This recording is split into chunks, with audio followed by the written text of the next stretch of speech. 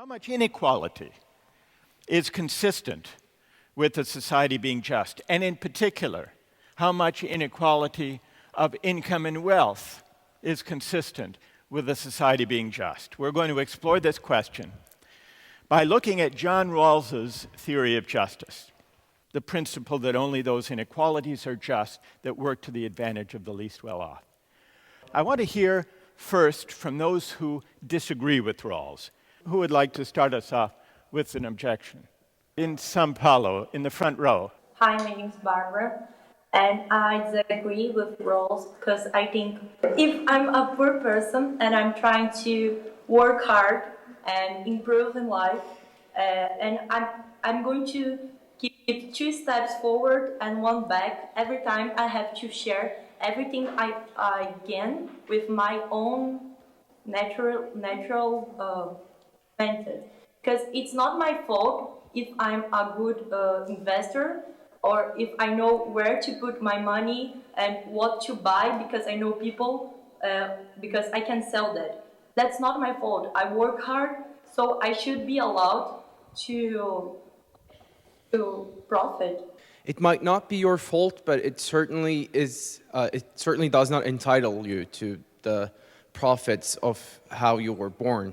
I mean, just because you happen to have been born to a rich family as opposed to a poor family doesn't entitle you to the benefits that family can provide.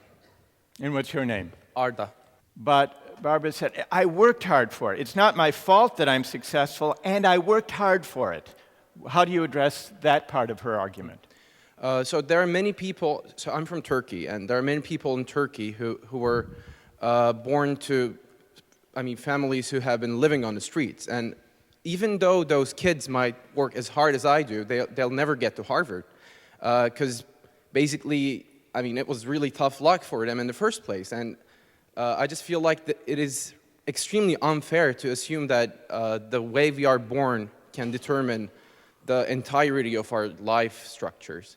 Who else disagrees with Rawls, as Barbara does, in Delhi, Tokyo, Shanghai, or here at Harvard? The reason why I would disagree with that is because the parents of the children, while it's true that the children don't have any say in how they're born or into what situation they're born, the parents of the children and the parents of the parents, most of the time when they're working for their money, part of their motivation in doing well is not just to secure their own benefit, but to secure the benefit of their children. And so if you follow that all the way up, assuming that each person works for not only the benefit of himself, but also the benefit of their children, it would be logical to assume that each person, if we did all start at that same fair equality of opportunity way back when, the children would be entitled to that starting point because each person in their lineage has worked in order to secure them that starting point and deserves what they earned. I see the validity of your argument as well, but the thing is that in the beginning, at the very beginning of the lineage of those people lays some inequality and some unfairness in the first place. Those people were also gifted, if you so wish, by things that they were not necessarily entitled to, like, for example, being able to run faster than the others in their clan in the first place. Their parents, part of the reason why they worked so hard was to get their children that better starting point in the race than other people. My name is Kwang. I would like to say that Rawls' design was very cool, but actually it has a big problem that is free rider. Like you have put or distribute the benefits and merits of the ablest person to the poor or the bottom ones. But what if they are just lying on that safety net? They are not willing to struggle or work harder just to expect the distributions of the upper class, and they will be in the status of dependence, the dependence of chances, but not by their own effort. Is there someone who can defend Rawls's theory against Kwa's objections? What our friend from Shanghai is saying that Rawls' principle gives free riders. However, what I believe is that Rawls' principle is trying to correct for certain injustices that happened before. So it's not exactly giving free riders out of the largest right now. It's trying to do away with the kind of injustices that happened previously, historically. Thank you for that, but what if in trying to address injustices in the past, and this, I suppose, could also be a reply to Noah. I think Kwa in Shanghai worries that any system of redistribution that requires the successful to devote their winnings to the least advantaged will reduce incentives for people to work hard and to achieve success, and will allow the poor who don't try hard to be free riders on those who succeed. What sort of incentives do the talented have to be offered in order to exercise their talents for the common good, or for the sake of everyone, including those on the bottom? And the answer may vary one place to the next, just what that incentive structure has to be, and how great the risk of free riders. Those are important questions, but they're practical questions. And Rawls does not rule out paying some people more and others less if necessary for reasons of incentives, provided the rationale is that it helps those at the bottom. I'd like to shift to see if someone would like to pursue further a different objection to Rawls's theory. Not a practical objection about incentives, which is important, but is there anyone who has a principled objection, who thinks it's unfair because he or she thinks that the successful investment bankers or runners or basketball players or software inventors deserve the rewards that a market society heaps upon those who come up with great achievements? Hi, my name's Selena. I don't think that being born with natural assets should be equated with being born with monetary valuation. I think that we have a right to self-ownership, and this is very different from being born into a wealthy family. Your natural talents are part of your own self-worth and self-ownership. I think it's the concept of having natural inalienable rights that he does not address. Rawls does address the issue of inalienable rights, but the way he deals with it is by saying that you are allowed to exercise your inalienable rights the way you want, but while you exercise them, the fruits of your exercise of those rights would go to the least advantaged. Now, this is to just correct the arbitrariness of the talents that we may or may not be born with. So this in no way really hampers our ability to exercise our free rights. Although we are born with certain natural talents, the reason why society values it is based on like a social conception of what is right, what is good, and what is bad. That isn't something we are born innately with as part of ourselves. So, I mean, some societies choose to favor people born with a great intellect or more than people born with great athleticism. And the only reason you're able to generate monetary wealth from your natural talents is because of the way society perceives these natural talents. So, although they are part of you, you don't deserve the reward that we don't fully deserve the reward that comes with them because it's based on everyone else's perceptions of you. This last discussion about moral arbitrariness depends partly on what society happens to reward. Is that our good luck? Or can it give rise to an entitlement? We've also discussed effort. Is effort really what makes success our own doing? I had some problems right there in the end when you said that even effort could be considered as some kind of good fortune. But if that's true, wouldn't it make more sense to understand every action, every benefit, every disadvantage as fortune merely, and then strive for a system where everyone is put every time in the very same position, not only in opportunity, but also social position. And this question is often raised against Rawls. If you accept the argument for moral arbitrariness, does that lead to a deterministic view about effort so that we can never be praised or blamed for our achievements? There's a basic assumption that Rawls makes that he never really justifies, which is that we can order people based on these natural abilities that they're given and these natural kind of inclinations towards putting forth a greater effort than others. I don't think that that's something that we can ever really define, and I think it's offensive to a lot of people who would say that you can't just order them and here's the most intelligent with this hierarchy. By order them, you mean rank order them? Yeah, like Michael Jordan's at the top with his abilities, and then there's all these other people down here. I don't think that's anything that you can ever really grasp. Like in his process, he's also saying that you kind of have to define those abilities. So like somebody born of like a higher class has more opportunities, but somebody who was born in a lower class and rose up and found success could say that it was to their advantage that they started at the bottom and that they learned certain things that somebody else wouldn't. So you can't really define which positions have more of an advantage than others, naturally.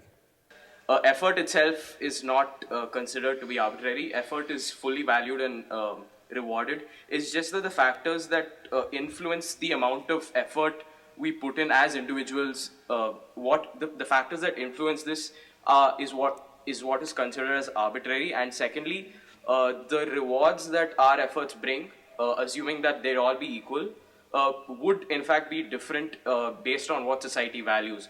Now, and this is also arbitrary. So these are the two things that are arbitrary. So our efforts in the end produce different results based on these two arbitrary factors. So that is what we look to remedy, as opposed to treating effort itself as arbitrary. So it's a different thing. If I take an action and I will bear the full risk if it goes wrong, why would it be that if it goes right, I have to share the benefit? That seems unfair to me. Well, I think the whole point of Rawls' theory is that when you do something that produces a negative result, everyone shares in and tries to make efforts so you don't go down on your own, since everything is, most of things are morally arbitrary. I actually see what Rawls says as kind of like insurance, in the sense that we've talked a lot about birth, but in reality, people with similar initial holdings, with similar educations, similar talents, could make different decisions. And then what Rawls is essentially saying is that we should not only correct for, I mean, at least this is my understanding, we should not only correct for the discrepancy in the initial holdings, but also, for the times when you build a business and it fails, and a hurricane hits you and suddenly your entire region is gone. So there's a huge degree of randomness in life. And I think we've sort of in the class focused a lot on birth, and here we're focusing on, what happens after birth, and I think that's a good discussion. But I see what he's saying is essentially we as a society are leveraging the risk in case something goes wrong, not only because you were not born with some natural gift, but just because, you took a risk, and Right. It's not necessarily a bad bet, but you built a business and the hurricane hit you, and you became a homeless person. Right. This says we as a society should leverage against that risk. Right. And it's like an Although insurance. I think it's a powerful way of capturing the moral impulse of Rawls's view, with one exception. I think he's not suggesting that we're leveraging the risk, but that we're sharing the risk. Yes. Which bears out your idea that Yes. that thinking of it as an collective insurance scheme Yes. is one way of getting at the moral impulse lying behind Rawls's view. I think we have to examine the role we play in such kind of egalitarian mechanism or system. We are actually playing the role of Atropos, like controlling other people's destiny, because we are trying to fight and eliminate the Fortuna part of people's life, to eliminate exceptions, accidents, and coincidence. We want to make everything sure. I think is not accessible for human beings. So you don't like the element of society as the image of society as a collective insurance scheme that shares risk and pools risk. Yeah, and we have to think about the feasibility, like who is going to run the system.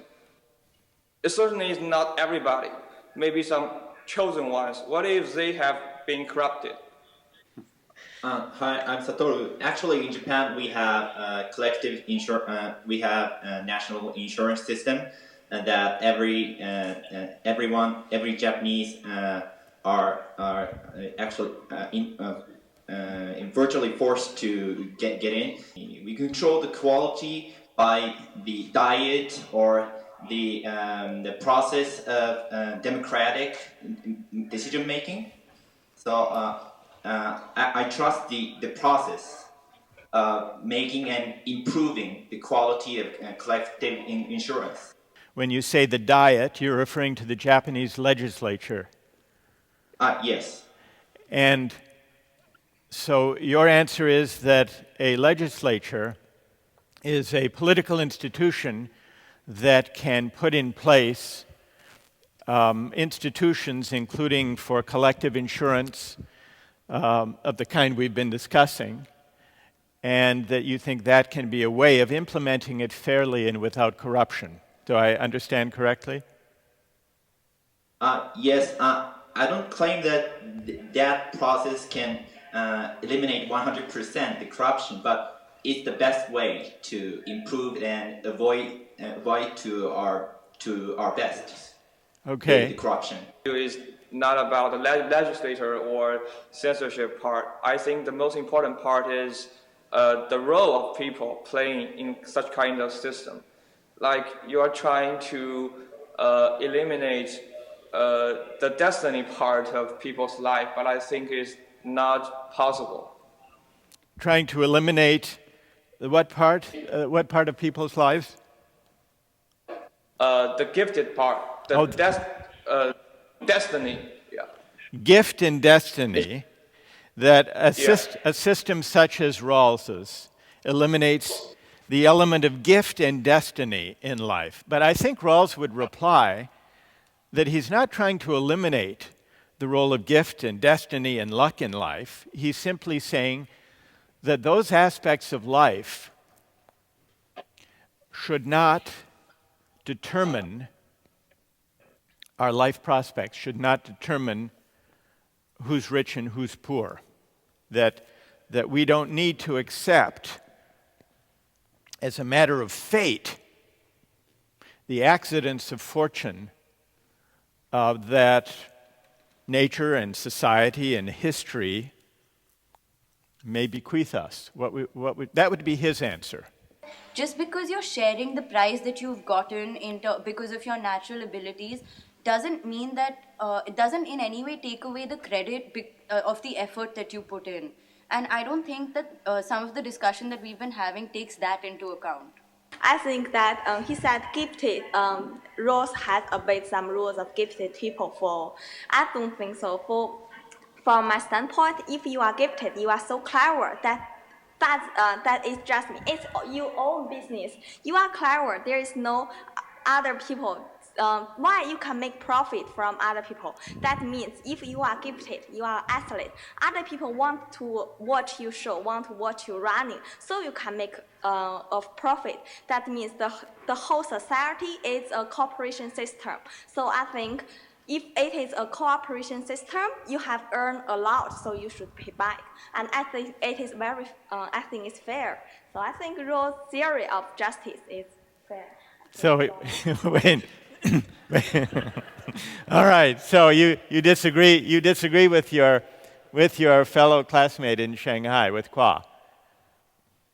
I disagree with him. I think the whole society is a cooperation system. Thank you for that. We've seen that the disagreements are as lively within each local classroom as they are across these classrooms. Thank you all very much.